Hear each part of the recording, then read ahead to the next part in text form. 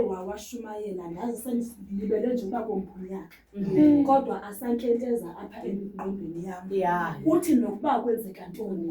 masibambelele isiqithini sesingasuki esiqithini sithi nca kunyanzeleka ke ngokuba sisebenzise lo mazwi kunyanzeleka ke ngoku umfundisi sihlaleni kuye ngoba kaloku ngoku sithwele ixanduva elinzima ngoku usathana uzawuzama ukusiviya uzawuzama ngandlela zonke kodwa sesingasuki kuyo sesingalisusi ithemba lakhe ngoba kaloku yena uhlale nathi nakule ipasika akho nto sinoyenza mosisingakhokelwa ngalo akho nto sinoyenza singanxusanga kuye kunyanzeleka ukuba ngaba sisondeze kuye kwenzela umthwalo ungasisisi ngakumbi into enemali ngakumbi into enemali kunyanzeleke ke ngoku mfundisi sihlale kuye noba siyaqonda ukuthi imali yepasika ayingale ndlela besifuna uba mayibe kuye usungalili ke mfundisi usungalili usuhlale kuye uthanda usuhlale singamlibali uThixo sesithi noba siyalala sithi Thixo kanene sinedinga nawe Thixo sishiye Nkosi yami uThixo yena ndithi wathande ukunishiya ande kuniyekela nto nje into yikuthi sisuke thina sibone uba sinezinto zonke siqale simshiya sibone ukuthi akho nto ndiyidingayo ndiyasebenza ndifike sathi good morning yintoni endiyifunayo madoda ulibali uma ngaba la good morning Dabs ndisemsebenzini ndisebenza ndafikela ngamanye amazwi ndithi ewe udaduba wami undifunela umsebenzi kodwa kukho laa nto kuthiwe uThixo uthumela umntu emntwini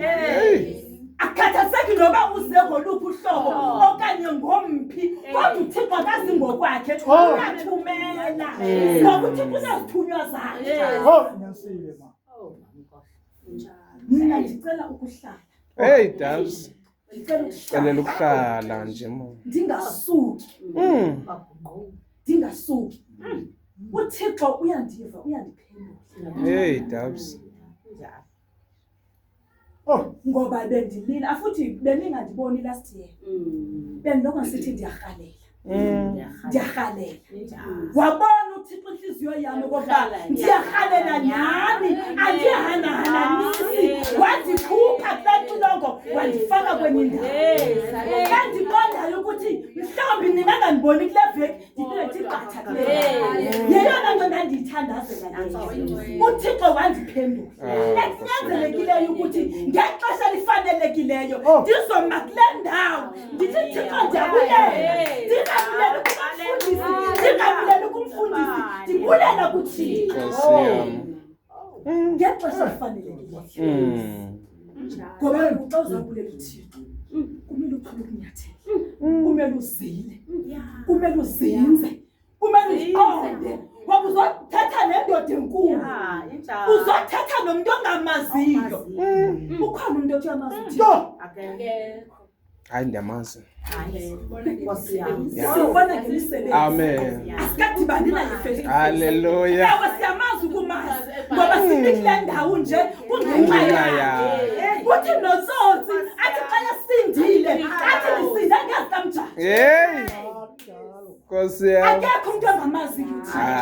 Nkosi ndinqwenela ukuhlala Fanele ukuhlala entweni zonke ndinqwenela uThixo asibumbe ndinqwenela uThixo asibophe ngebhantelini sesingagungqi sifane nomthi omngcunube umthi omngcunube uthi xa ufika umoya uye ngapha ubuyume uthi wawufika ngapha uphinde uye ngapha ufike ume awusuke emakini izinto kodwa sesingamlibali uThixo uthawuma mfundisi masiprotecte inhliziyo zethu noba ndiza kuwe ndithi mfundisi uyakhuluma nani ukunikela imali epasiki 1000 uzungakhali uthi uqaphomsi uyandimnasa kanike imali nje ayishiya ngenkonzo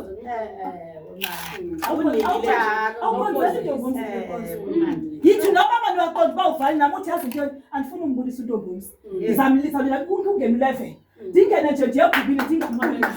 uphuma wakho uyekonzela ayiyoyami le nkonzo nam xa ndifika apha ndiqomba andirhaleli umbonisi mamfundisi ndizawufika ngabani ngo-12 ndiyaseningeni ndithi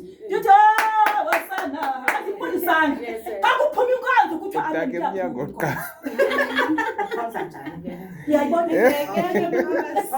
kodwa Haleluya. asusa amanje azaba khona amanje kodwa uThixo abe ngecala lethu noba kuyintoni ndiyamcela uThixo singabi inhleki ngoba kunamazwi athi inkulu into eseRhawutini amazwi abathi inkulu into eseRhawutini konke asibethe kwakumangabekho kusingangazele sesingabi ngamabhetyebhetye sesingabi ngamabhetyebhetye ube bekuthiwa ndinayo 5,000 bendizayikhupha nansi awuqhubeke umsebenzi awuqhubeke umsebenzi andinamsebenzi okhuphileyo mna ndithi umsebenzi mawubheke phambili uThixo akasilahli sangasilahli kwinkonzo enkulu yabefundisi bethu benginathuli